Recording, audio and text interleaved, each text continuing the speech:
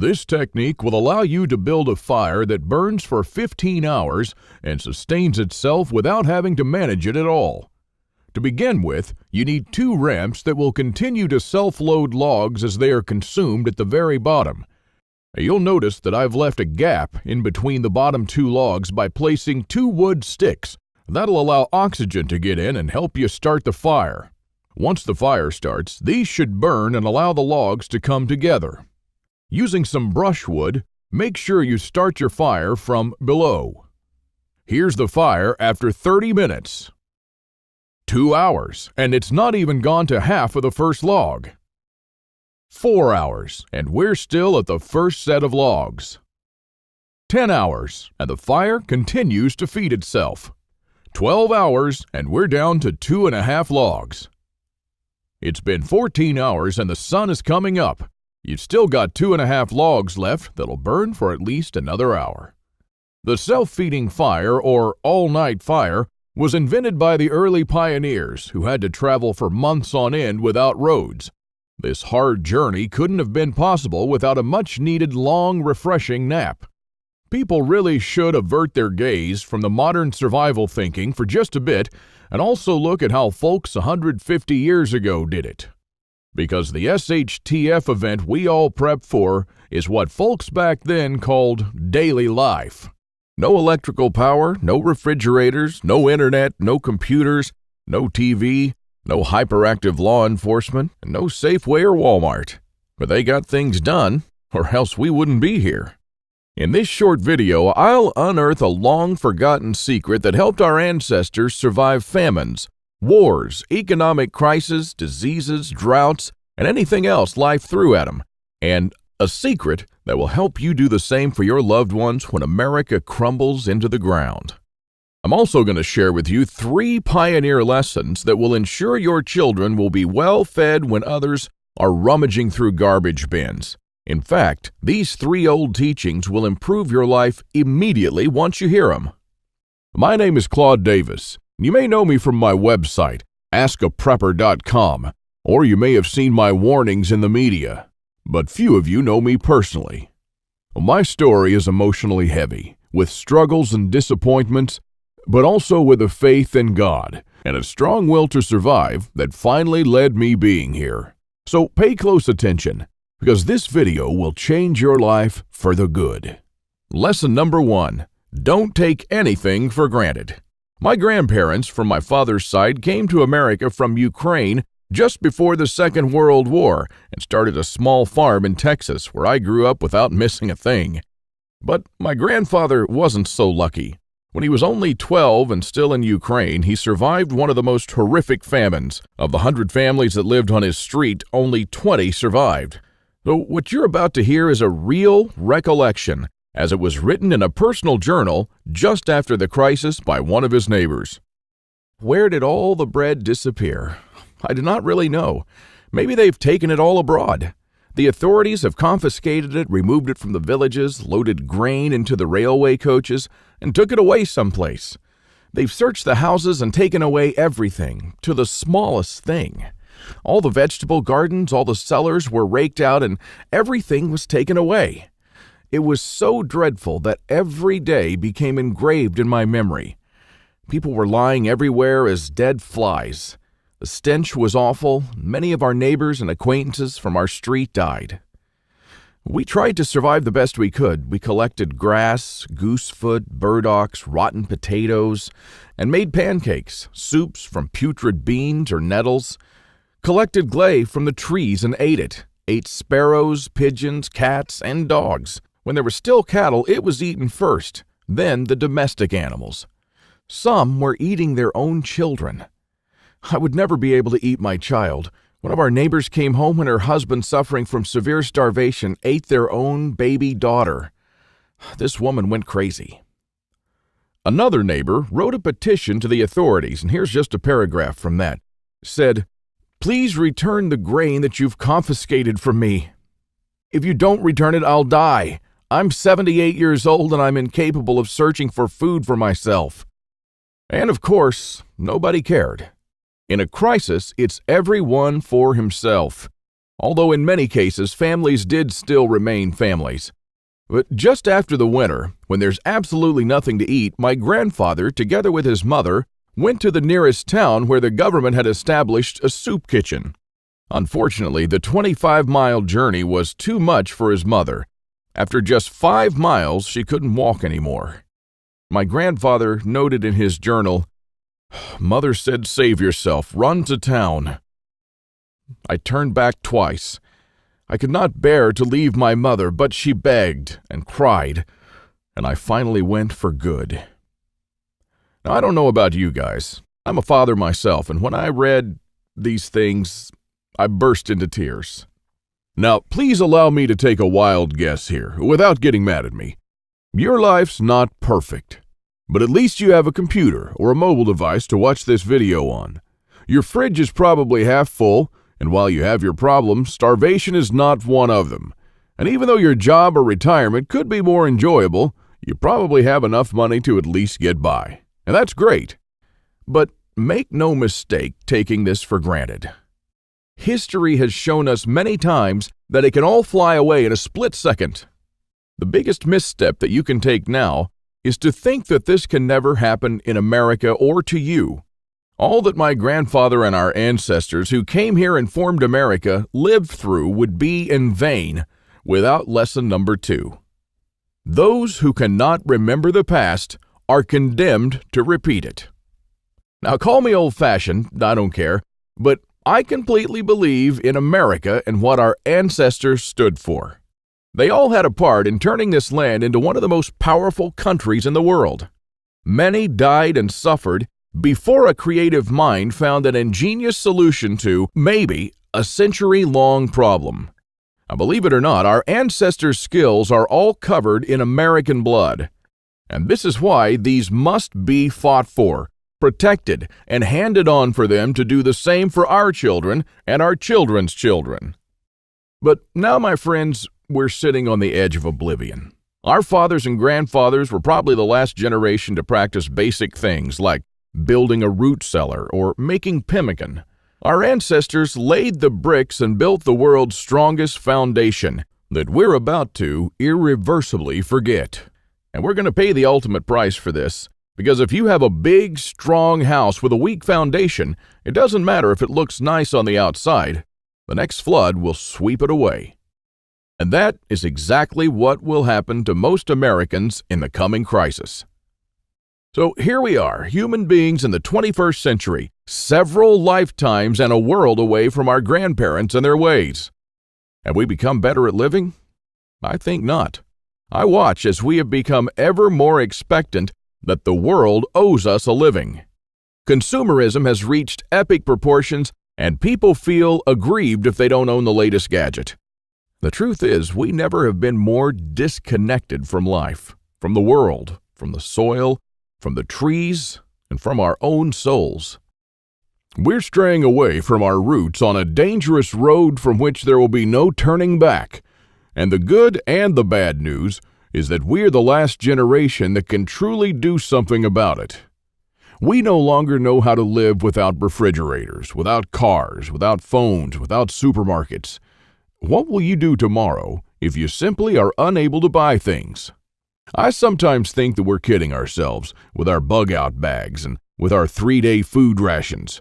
Wouldn't we be better off looking at what the pioneers took with them when they traveled from Independence, Missouri all the way to Oregon City? Game meat was unreliable even then, so don't think that they made this 5-month journey counting only on that. If your life depended on this, what bug-out bag would you take with you? I know I'd stick with whatever the pioneer had with him. He had to travel weeks on end without much help while taking cover from some native tribes at the same time. And this is just a small, tiny example. I don't want to see our forefathers' knowledge disappear into the darkness of time.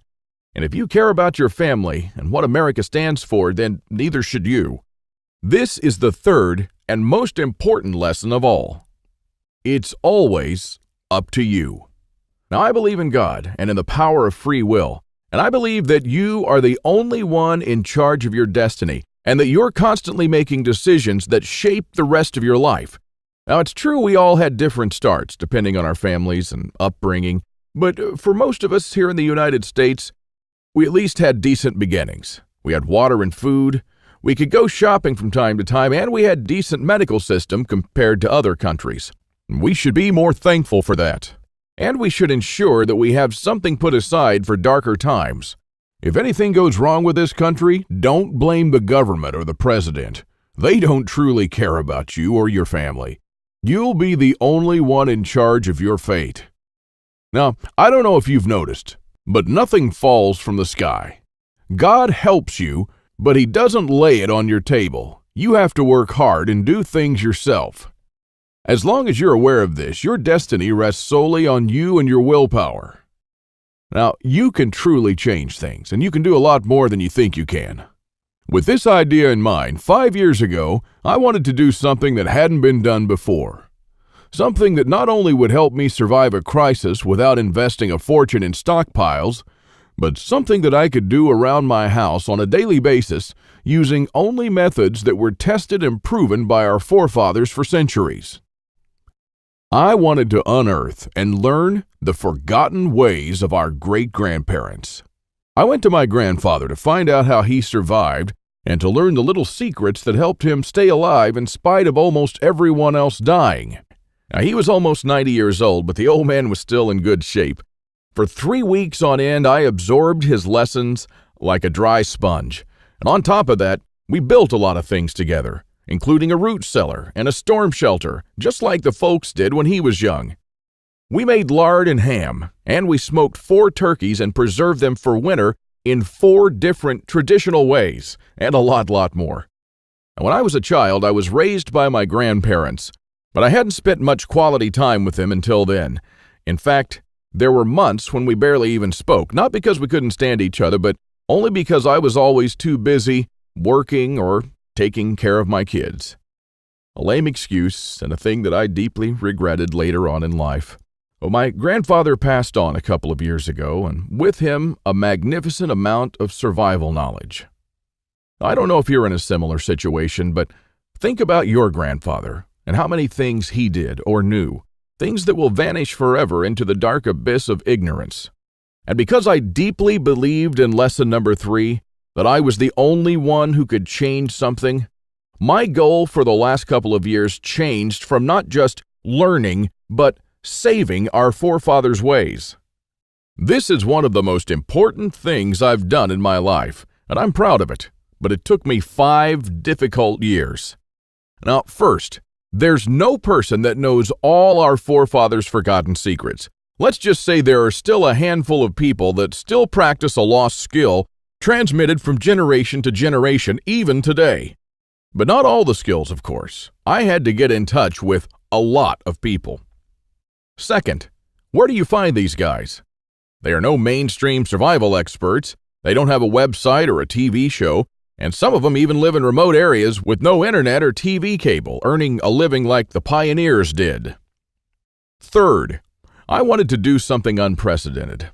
You know, articles like 11 skills your great-grandparents had that you didn't, and they started listing the skills: hunting, fishing, foraging, butchering, and so on. Well, you know, this kind of information will never help anyone. I needed something solid, exact, and to the point.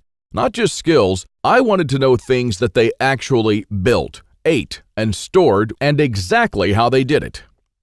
And fourth, I'm not sitting on a gold mine. As much as I enjoyed traveling and learning these skills, I still needed to go to work. But what I didn't realize when I started my quest is that you can't save these skills only by writing them down. If all these writings will be forgotten in a dusty drawer right next to my bed, it won't help anyone. This knowledge will die together with me, and all my efforts to save our forefathers' ways would have been in vain.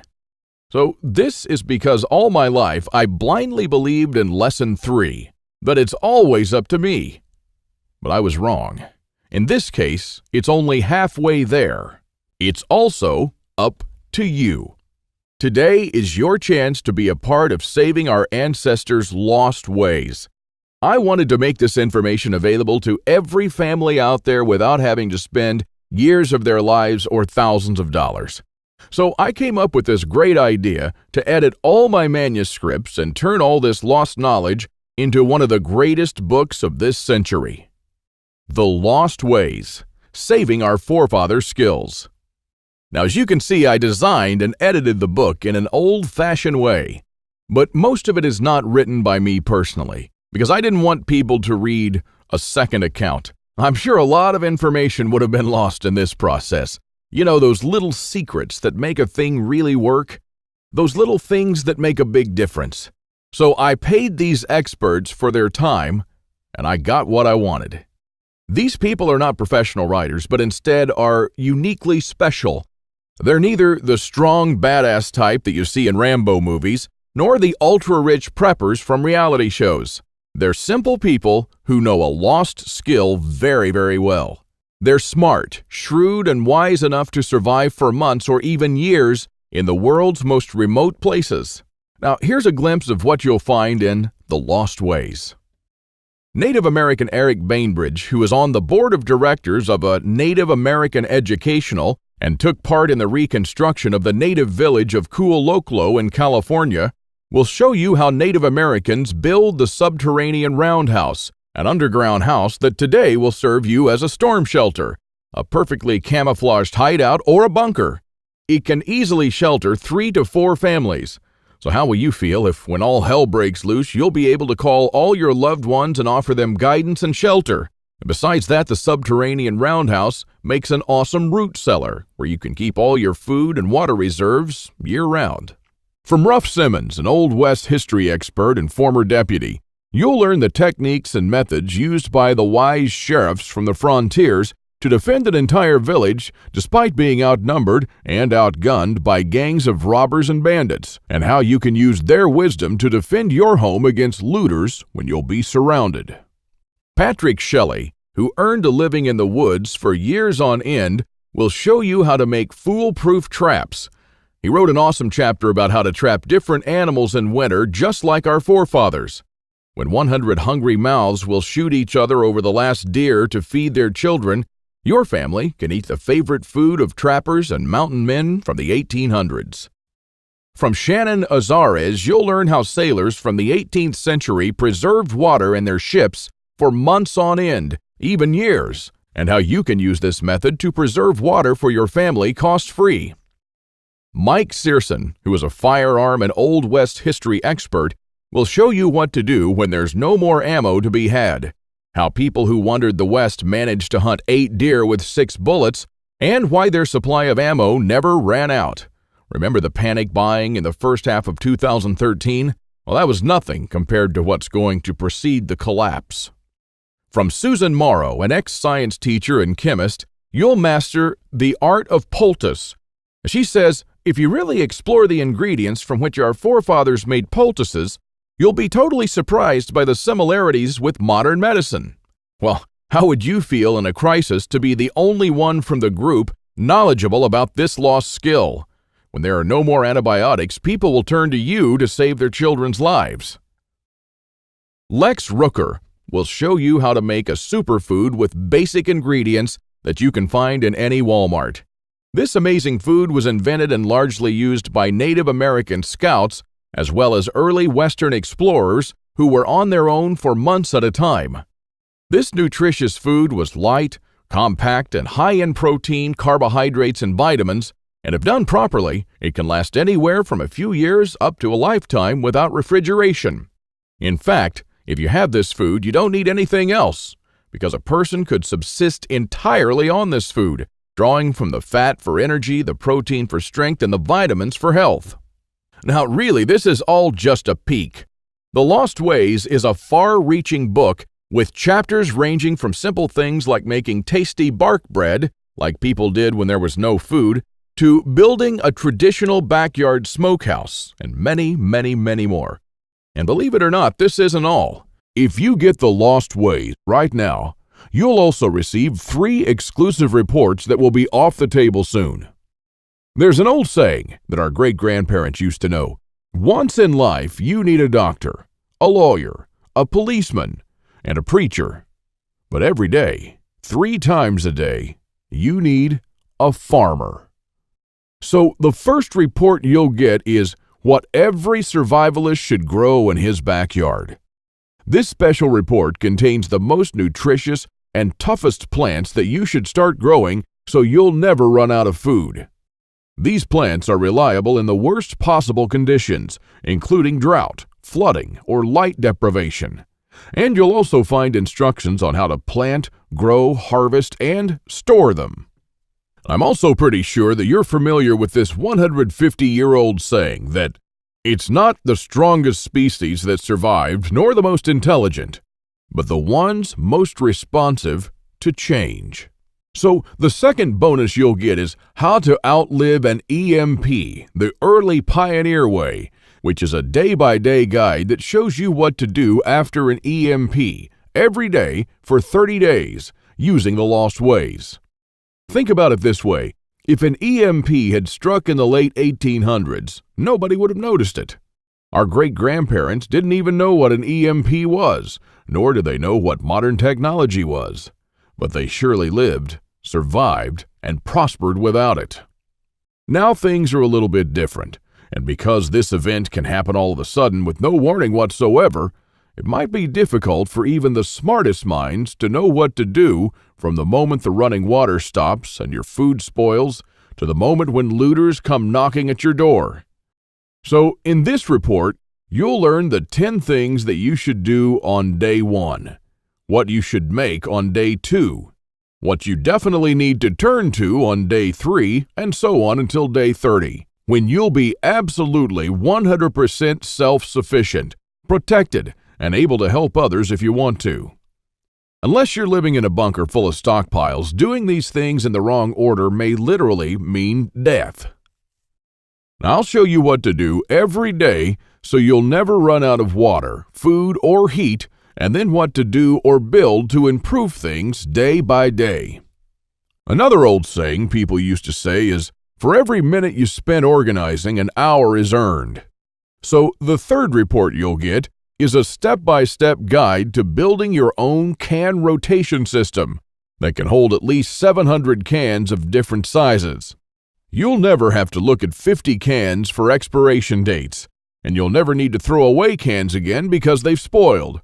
A can rotator is not only a time saver but also a money saver. As you can see in this video, the mechanism is very simple.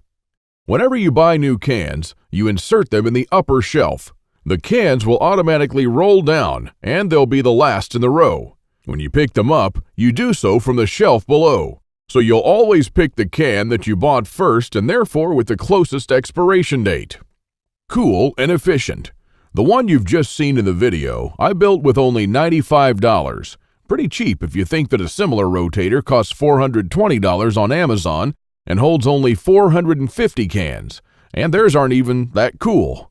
Now, once you have the plans and the step-by-step guide with pictures, all it takes is just 1 day of work, even less. So, if you choose to save the lost ways now, you'll also get these 3 exclusive bonuses that are worth $29 each, for free, and unlimited access to the members area, where you can ask me anything at any time. I'll be there to answer your questions and to help you if you need any clarification on anything. By knowing the ways of our forefathers, believe it or not, you're covered for anything. You'll never have to spend money on any prepping material again. And forget about unreliable and expensive modern survival equipment. Why even bother with reinventing the wheel when these things have been working right for centuries? The Lost Ways prepares you to deal with worst-case scenarios with the minimum amount of resources, just like our forefathers lived their lives, totally independent from electricity, cars, or modern technology whatsoever, which means you'll also be bulletproof against the ever-increasing threat of an electromagnetic pulse, a powerful economic breakdown, famines, and natural disasters. You'll have the power to protect and save your family, even to rebuild your community during the worst of times. And besides that, The Lost Ways is not merely a survival book, because most of the knowledge you'll find in it will begin improving things in your life starting today. And what I'm talking about is the type of self-sufficiency that our great-grandfathers used to have. I'm talking about things that they did around their homes and the healthy lives that they lived. And at the same time, you get to take part in doing something great, saving our forefathers' lost skills. Now, I consider that I've done my part, the hardest and costliest part, if I may say so. All you need to do is to make sure that you hand this knowledge over when it's time to, and take full advantage of it until then. Now, I've shown it to some expert preppers and readers of mine, and some of them said that they would easily pay $1,000 just to learn these skills. I even thought of creating a weekend workshop and charging at least $500 for a seat. There are a lot of people that do that. But I realized that this would be wrong because only a handful of people will actually learn the lost ways. And while my main focus is not to get rich, but to save these skills by spreading this knowledge to other people just like me. Now, remember when a man's word was his bond? When you made an agreement and you just shook on it? Well, frankly, I'd like to do things the old-fashioned way here, on a handshake. So today, you can just shake my hand and seal the deal for a price that anyone can afford. While this video is still up, you can get The Lost Ways plus the 3 bonuses for a one-time special offer of just $37. But the only way to get it is to click the Add to Cart button below now. The way I see it, you have 3 options here. You can hope that things will get better and that a crisis will never strike America. And I'm hoping the same thing, by the way. But my grandfather taught me better. He taught me, as I've told you, to never take anything for granted. Doesn't it seem better to have these skills and never need to use them than to not have them and one day really need one of them? You can also start spending money and valuable time searching for guys who still know a lost thing or two by going through months of research and lots of traveling. And although it might sound nice in the beginning, these expeditions will take a huge toll on your bank accounts.